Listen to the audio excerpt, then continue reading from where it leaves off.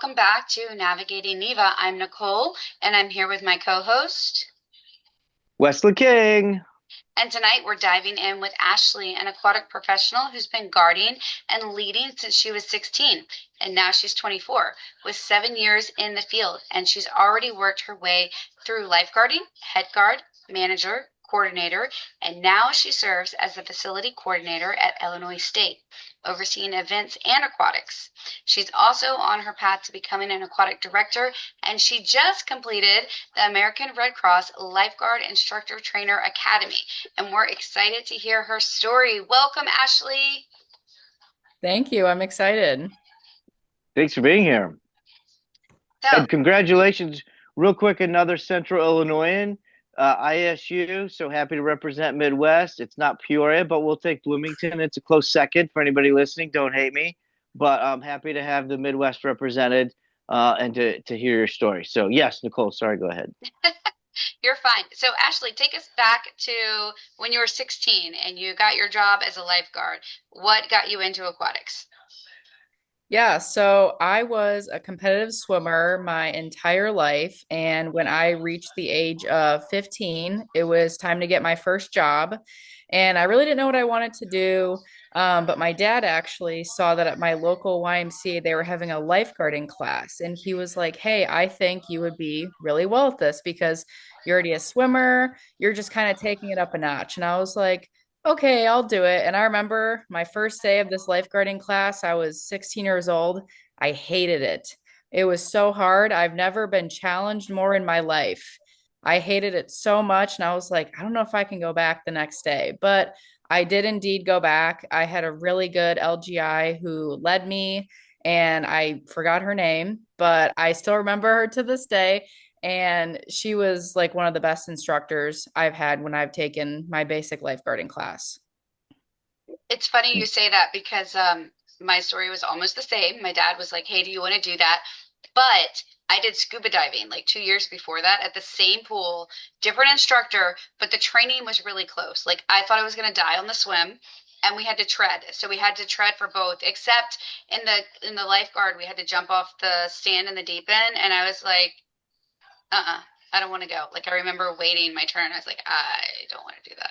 And you spent time below the water. And what I love is it was just 7 or 8 years ago that you certified, and a competitive swimmer felt challenged by the lifeguarding course, right? Nicole, we even did a series on lifeguarding, and sometimes it's not too hard, it's not too easy, but here is a real athlete, and again, Central Illinois, so we know this is real competitive swimming, folks, now, right? So, and you were challenged by the class, and I think it's just awesome that no matter where you're at, whether it's scuba, competitive swim, water polo, it's not a walk in the park, everybody. It's designed to hit you hard. And so I think it's awesome that not only was it challenging, but you came back and kept going on it and then kept growing. Talk to us about, became certified.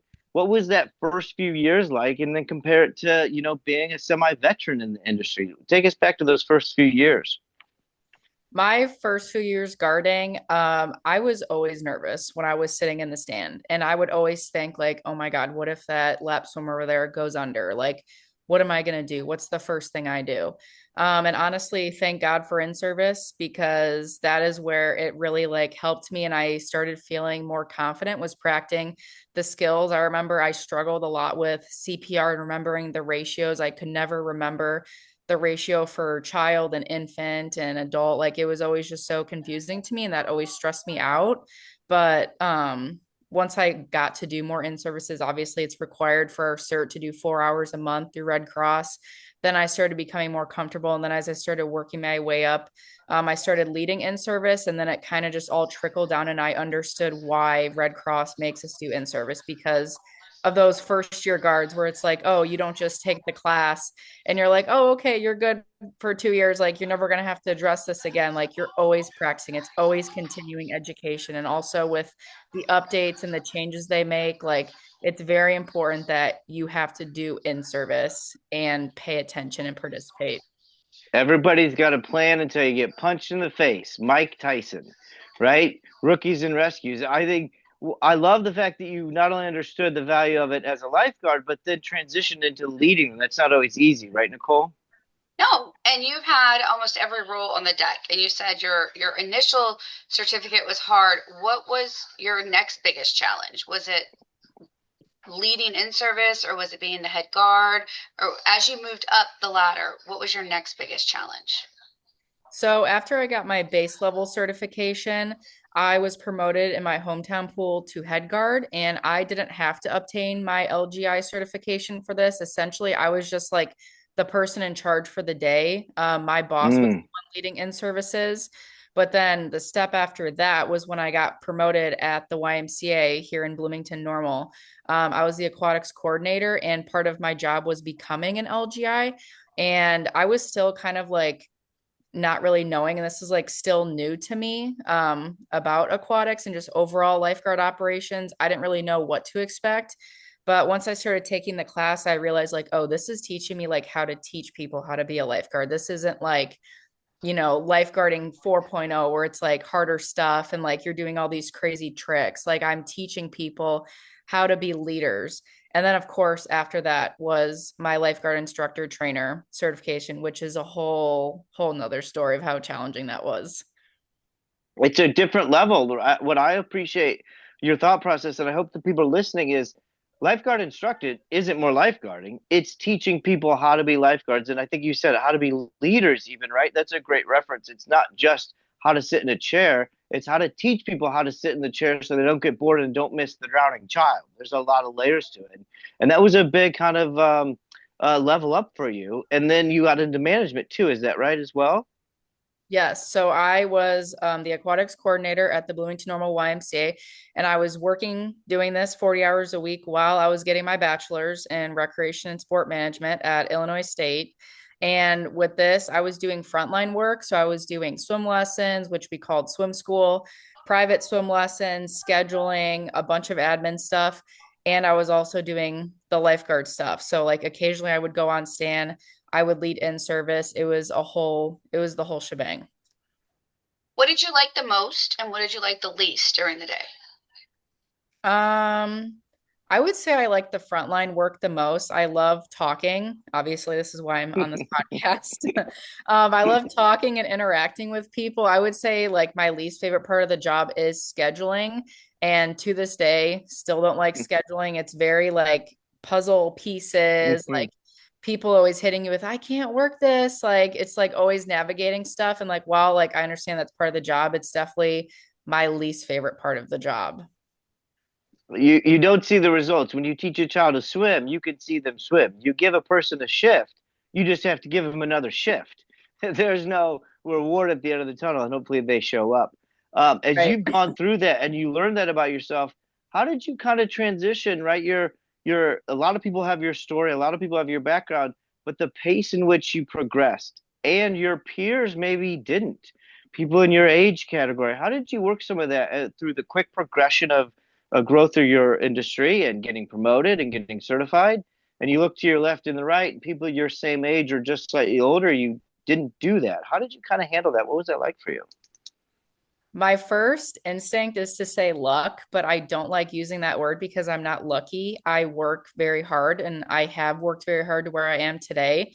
And I would say just like how I show up and how I present myself is how I was able to promote so quickly because I got certified within a year of working at my facility. I was head guard. Then I moved to Bloomington Normal, got a job at the YMCA. I was a lifeguard. Then I jumped all the way to coordinator. I think it's just how I present myself. Like I really do care a lot about aquatics. And I feel like that's driven through my passion and like something that I've loved since day one, which is swimming. Swimming, I was an athlete for 12 years.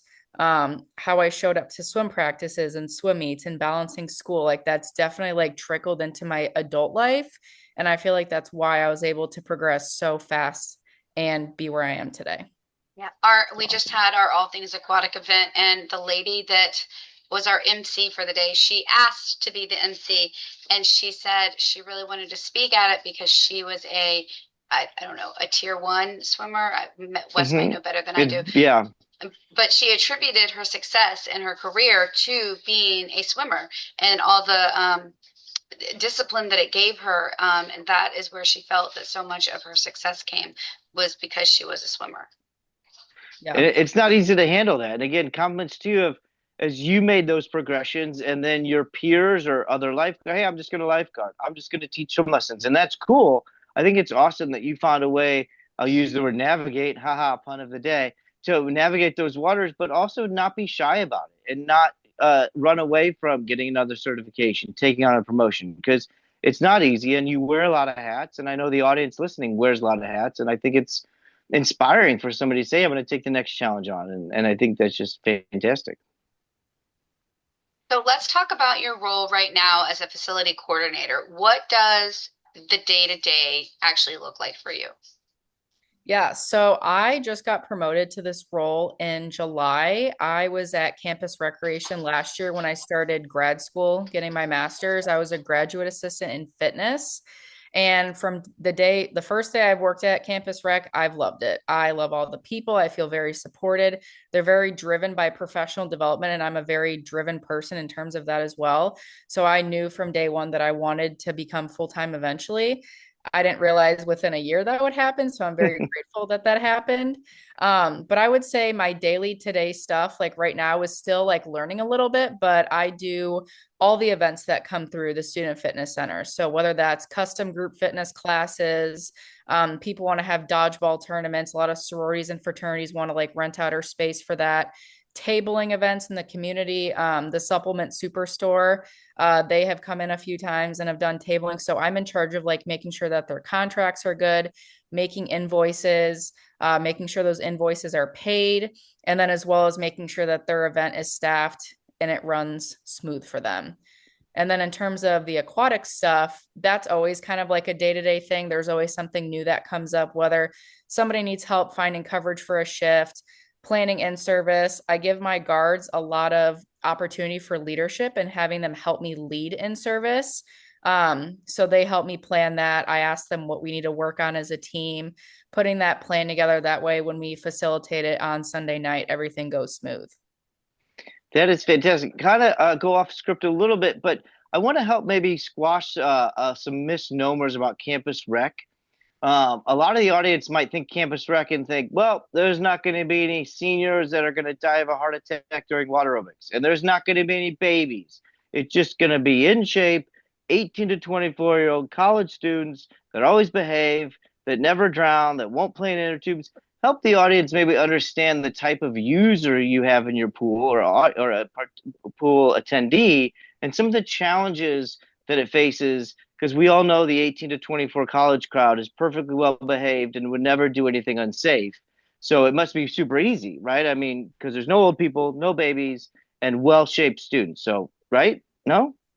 I am so Maybe? passionate about this topic because I always tell my guards, you don't know what you don't know. You don't know who's going to walk through that door. Somebody could have underlying health conditions, which we learn about in our lifeguard certification, that are invisible and you may not know. For example, I am a type 1 diabetic. I could jump in the pool and I could go low and I would never know because it happens so quick. That could happen to somebody else too. I always say it doesn't matter if you have one person in the pool or 10. And granted, our age gap is so widely ranged because we do have faculty staff that are obviously not college students that come in and use our pool. So, again, audience members, um, listen to that. Just don't assume that because it's campus rec or a senior facility or a hospital base. To Ashley's point, faculty swims, faculty are older, faculty are younger, faculty have health issues. To your point, Ashley, I think it's great that you are acknowledging all types of users. Just because it's a campus property doesn't mean we don't have. Sorry, keep going. I just think it's so, yeah, sorry. No, you are all good. But yeah. So we have older folks that come in, like faculty staff members, like I said, that are not necessarily college students, but they definitely come in and like want to swim their laps in the morning. We also have an event through health promotion and wellness. It's called Family Climb and Swim. So essentially, full-time faculty staff can come in on the weekends with their children and they can use Boom. their pool. So we do have children that come in. And then, of course, we Yeah. have college students. And I think that because people assume that maybe you're not a small child, you just automatically know how to swim, or because the pool's 4 feet, you can just stand. But most of our incidents have happened during like our group fitness class, like paddleboard yoga. Like somebody Hmm. fell off the paddleboard and freaked out because they can't swim and they just literally forgot to stand up because they were freaking out because you're in that fight or flight mindset and you're thinking, oh my God, I'm dying because I cannot swim and I'm drowning. They're not thinking, oh, I'll just stand up. Like that's not the point of the lifeguard is to just sit there and twiddle their thumbs. Like you have to be watching and you have to Mhm. respond when that happens. I love it. To your point, I have vertigo. And if I do a flip turn, and this is true in the Peoria pool, Carver Central High School that's near you, I did off a dive and somebody knew I had vertigo and they thought I was playing around. Somebody else knew and got and rescued me. To this day, if I do a flip turn, it might, to your point, we don't know. And I just think it's so important for any aquatic director, aquatic professional out there, but especially somebody in that younger age category who's climbing through the ranks, who's getting the certifications to have this level of diligence, but also perspective. There's a lot of people that use your pool. There's a lot of people that guard your pool, and they have to be aware of both kinds of age gaps and skill gaps and health gaps. And I'm just so proud that you've got that understanding and are teaching it to the next generation for sure.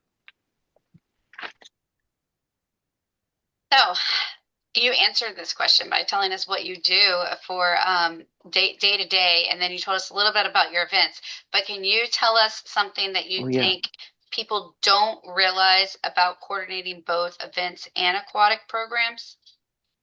Yeah. So I would say, um, from like an outsider perspective, most Yeah. people would just view my job as just scheduling, but it's not just about scheduling. It's about the risk management I mentioned a little bit before. And I'm actually a teacher assistant for a legal aspects class. It's part of my cognate for my master's degree. And we talk about risk management all the time. And I also am very passionate about this topic. Again, you don't know what you don't know, and being proactive and making sure that we can protect ourselves in the workforce is something big. Like, for example, in events, we have a lot of documentation that goes into this, like facility agreements, signing papers, just like little things, like all signatures need to be physical signatures, no electronic signatures, just little things like that. Aquatic stuff, like having my guards sign in and sign their name and date it. That way, if anything ever came back to me, I can say, like, no, like I had all my guards here at in service, they signed and dated, and we did these specific skills. So, kind of just like covering your ass as well. Like, I was taught Hmm. that in grad school, in one of my classes, my facility class, is just, covering yourself because you never know. And I feel like that's like a huge part of understanding, like as you grow as a professional, like not everything is sunshine and rainbows, and you need to be have like a very mature understanding of that as you lead. I think that's a great point. To your point of events, these people aren't familiar with their property. They are here for one time or two times. And so whether it's parent policies or enforcement of policies, these guests or one-time users are here for their thing in the water. They're not paying attention to how the locker room's used. They're not paying attention to where they put their stuff and if there's clear walkways. And so I think your combination of understanding the risk reduction factors and the legal aspect, but then also knowing how to implement it, how to talk to these groups, how to engage with the point person of the groups, how to set the tone so that we're not all going to jump in at once and we're not all going to be in the deep end. And how do you go through kind of executing or delivering that experience so that when they do arrive, they're still happy and go lucky and having fun, but also, hey, everybody, let's make sure we know our policies and procedures. How do you kind of balance that? I would say it's kind of just like the way I lead. I've been told a lot that like when I talk, people listen, and I feel like I don't need to like elaborate and explain myself like every second of the way when I'm leading because I do have that power where when I speak, people listen, and they kind of have that respect for me. Like, oh, like Ashley's saying like we're supposed to be doing this, like let's go ahead and do it. And like I do like to back up what I say with like facts, like hey, just so you know, like we're doing this because of this. Like I don't tell people you need to do this because I said so. Like I think it's very important to also educate young Hmm. people or like my college student staff, team members, like about why we do things.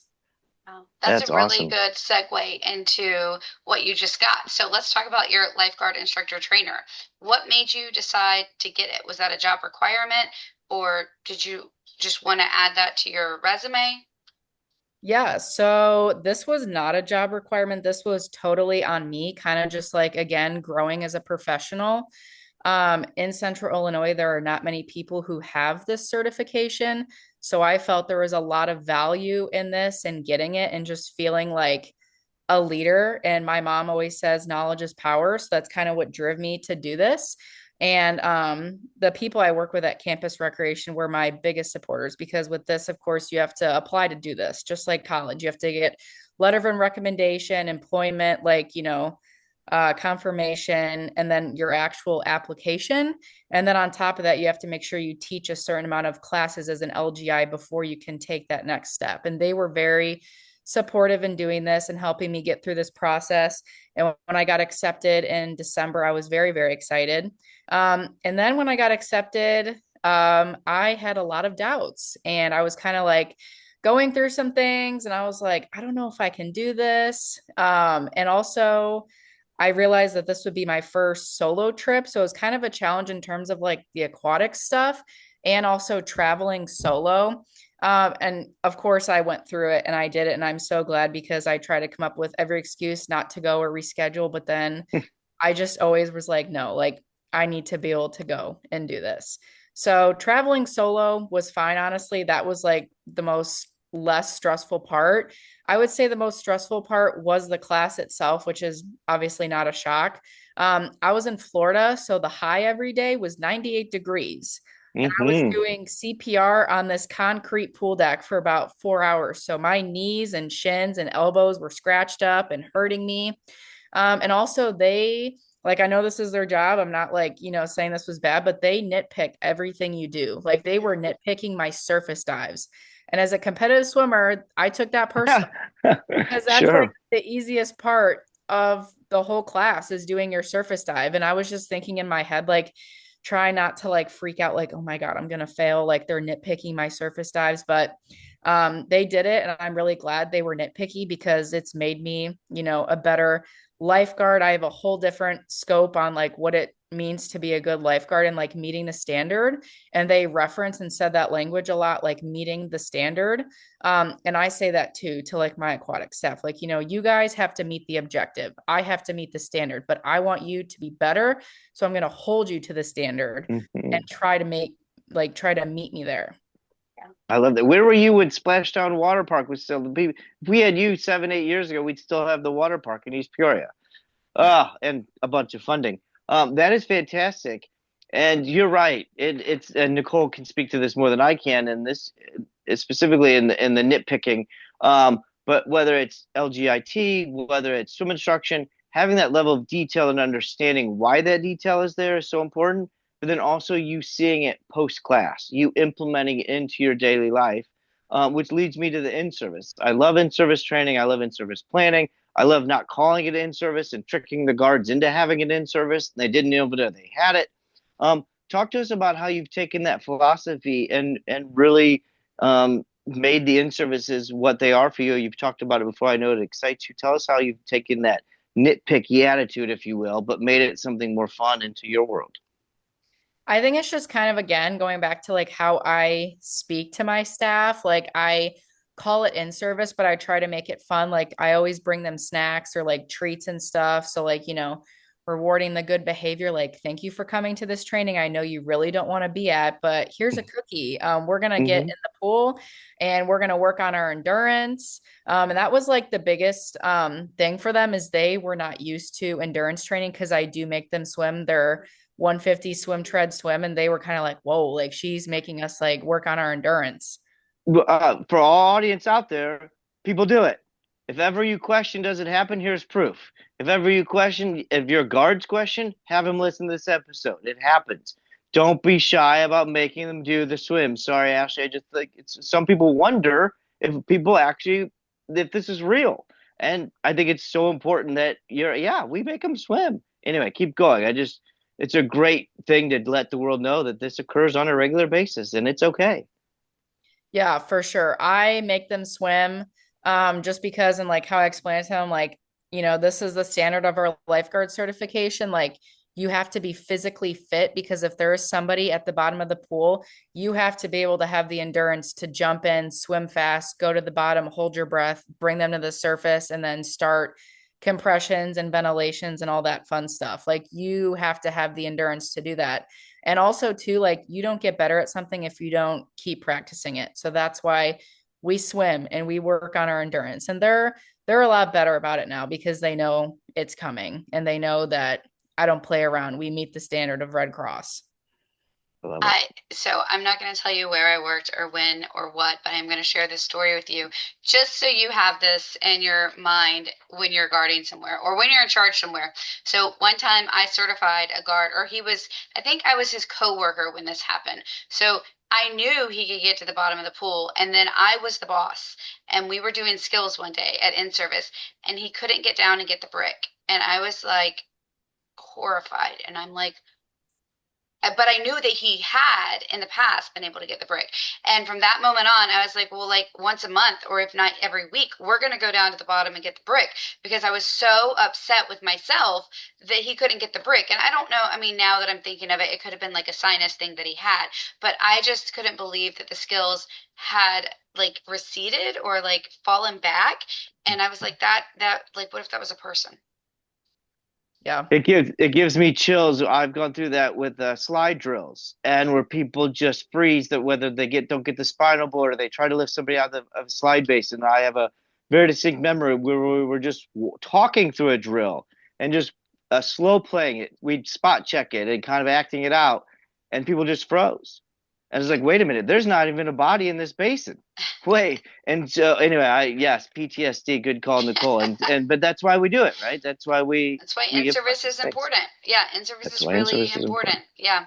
Yeah. Absolutely. So it's really important that you make them do that swim, because they did it, I'm sure, for their pre-test or their pre-rec, but doing it all the time is definitely important, especially for that liability. Just that you know that they know, and you know that they can do it every time. So with the lane lines in, you can still make a rescue. Sorry. To that in service, is there a drill or an activity that you really would make a guard do if you became that director? Something that, because as a director, you don't get to be hands-on every day. You're not always in the water. Nicole and I can share that experience. It's a whole different ball game, but you would have your captains and your leaders. What's one drill or one activity you want to make sure is implemented or really dug into deeper, as you grow through, as you become promoted? I would say I really love playing musical guards. I don't know if you guys have ever heard of this drill, but essentially you need a speaker. And if, let's say you have 10 people at your in-service that day, you're going to have 6 people, or no, sorry. You're going to have 5 people in the pool, and then you're going to have 4 people. No, I need to flip it. Sorry, math is not my thing. This is why I didn't major in math. 4 people in the water, 5 people out of the water, and you're going to walk around the perimeter of the pool and you're going to play the music, just like musical chairs. And then once the music stops, everyone's going to blow their whistle and you have to find somebody and you have to do a rescue. I love doing that. This was not my idea actually either. I got this from a pool that I worked at over the summer a few years ago. I love doing this drill. It like gets people laughing, but we're also still practicing something that's serious and valuable. And they always have a good time. They're like, wait, I want to do like one more round. Like it was a lot of fun. Yeah. We just got our hashtag, Nicole, hashtag musical guards. This is awesome. Yeah. Yeah, I've been guarding for decades and I've never played this game. I feel like I've been gypped. Absolutely. And if I understand the drill right, maybe you could pre-tell the ones in the water what to do, or they just know they're going to do one. The key is the guards on the deck identify somebody that has a drowning incident, and they go get them, and then they switch up, right? Is that how it goes? It's just like musical chairs. One is out, so you gotta get I always like to switch it up. Like I'll have my guards in the water be like, okay, you're doing passive submerge. Okay, you're doing active rear. That way, like the save is like on the spot and they won't act on it until the rescuing guard is coming closer to them. Then they have to think fast and be like, oh, what rescue do I need to do? And then there you go. That. I like that. I love it. I love that. So musical guards. Yeah. So right after that one, what is your favorite piece of rescue equipment and why? I would say just the standard rescue tube that the guards sit with in the stand. And I feel like this rescue tube gives you a lot of power because you're protecting yourself, just like you're protecting somebody else.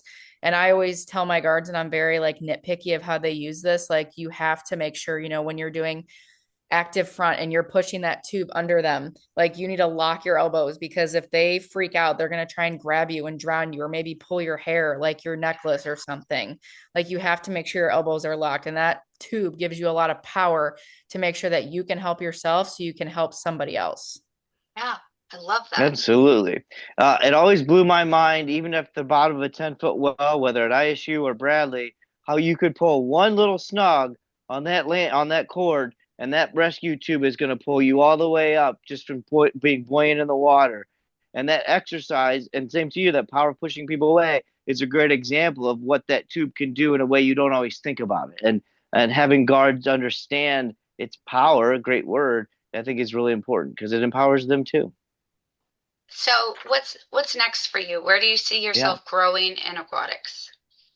So, like I said, I just got my full-time job in July, so I plan on staying at Campus Rec for a while.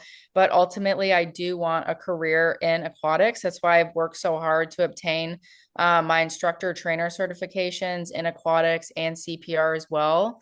So I guess just trusting the time, just seeing where things go, and Yeah. just continually learning because, like I said, Campus Rec is all about professional development and they're very supportive of all these great things I want to do.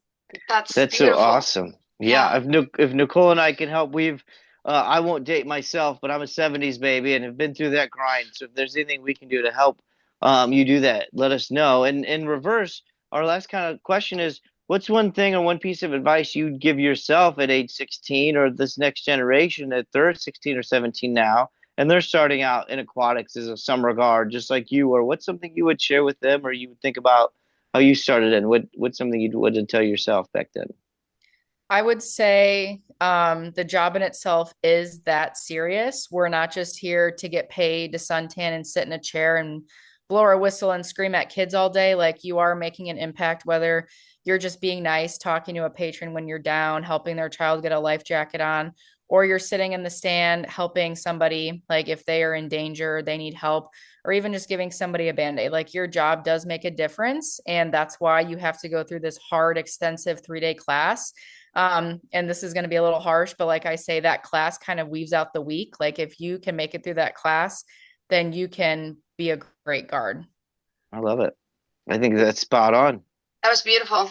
That's great Yes, advice. I would have given absolutely. that same advice to myself, and both of my boys were guards. In fact, my daughters were guard. Oh, my whole family was a lifeguard because, once a guard, always a guard. I had a Right. sticker that said, "Get a real job, be a lifeguard." I love it. I love your mindset, Ashley. If you can do the last hard thing, you can do the next hard thing. And I think that's a great approach you have, and I'm just so proud of you. And it's been great to connect with you. Yes. Thank you. Well, Ashley, thank you so much for sharing your journey with us. You've shown us what growth in aquatics can really look like when you step into each role with intention. And thank you, everyone, for listening. If you're passionate about aquatics, we'd love to have you on our show. All you have to do is fill out the form on our website, and our website is navigatingneva.com, and we can make waves together. Until next time, stay safe. We want zero drownings. Take care.